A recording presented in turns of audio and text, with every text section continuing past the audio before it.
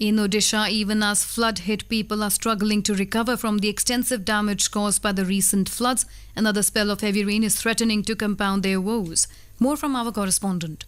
The India Meteorological Department has issued a red warning for the state, forecasting widespread heavy to very heavy rain over the next 24 hours, with heavy rainfall likely to continue for 3 days. The Salandi and Jalaka rivers are flowing above danger levels, posing fresh flood threats to Mayurbhanj, Baleswar, Bhadrak and Keonjhar districts. Meanwhile, many flood-affected families are still struggling for essential relief materials and cattle fodder, while extensive crop losses have added to their distress. Prakash Das for Akashvani News, Bhubaneswar.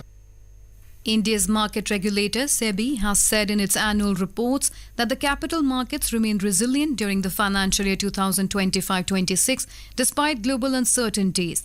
It said India retained the top position globally in the number of initial public offerings and ranking third in funds raised. According to the report, despite decline in corporate bond mobilization by 8.4% to 9.1 lakh crore rupees, primary equity market remains strong. Public debt issuances rose nearly 39%, while municipal bond fundraising surged to 1,756 crore rupees through 14 issues.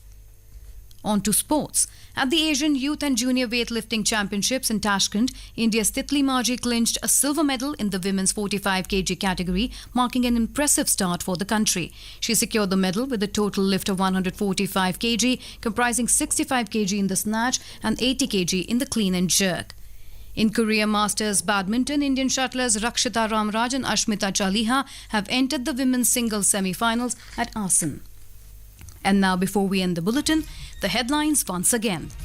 Parliament clears MSME Development Amendment Bill to ensure faster payments and quicker dispute resolution.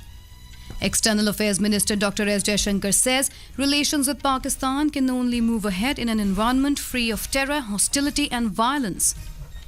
New Delhi reiterated its call for safe and unhindered navigation in international waters. Government e-marketplace completes 10 years with cumulative procurement crossing 20 lakh crore rupee mark. Alert issued for very heavy rain in Haryana, Chandigarh, Delhi, Kerala and Odisha.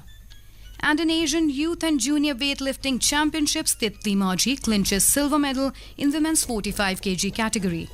That is all in the news at 9. Good night.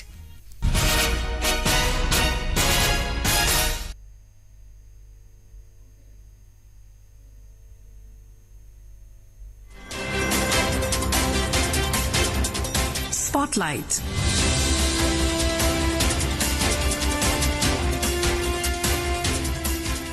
This is Akashvani.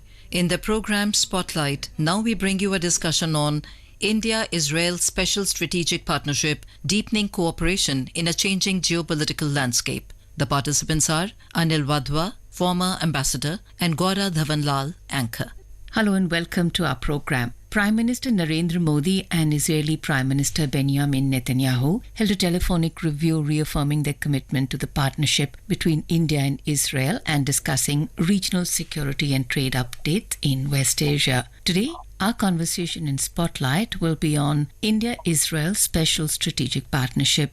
We are delighted to have with us our expert on the show, former ambassador, Mr. Anil Wadhwa. Mr. Wadhwa, welcome to our program. Thank you. So, Mr. Wadhwa, when we go back a little bit towards the beginning of this year, India and Israel elevated their ties to a special strategic partnership for peace, innovation and prosperity. And this was during the our Indian Prime Minister's state visit to Israel in February 2026. So this framework, as we know, focuses on expanding bilateral cooperation across defense, high-tech sectors and regional stability. So what do you think this conversation that the Prime Minister has had with the Israeli Prime Minister, what really was the purpose of this? Just keeping communication going? So the political relationship between the two countries has actually acquired unprecedented momentum during the past decade. And we saw that a defining moment came in July 2017 when Prime Minister Modi became the first Indian Prime Minister to visit Israel. Although we had diplomatic relations for 25 odd years, no Prime Minister from India had previously undertaken a bilateral visit. So that visit was more than a symbolic milestone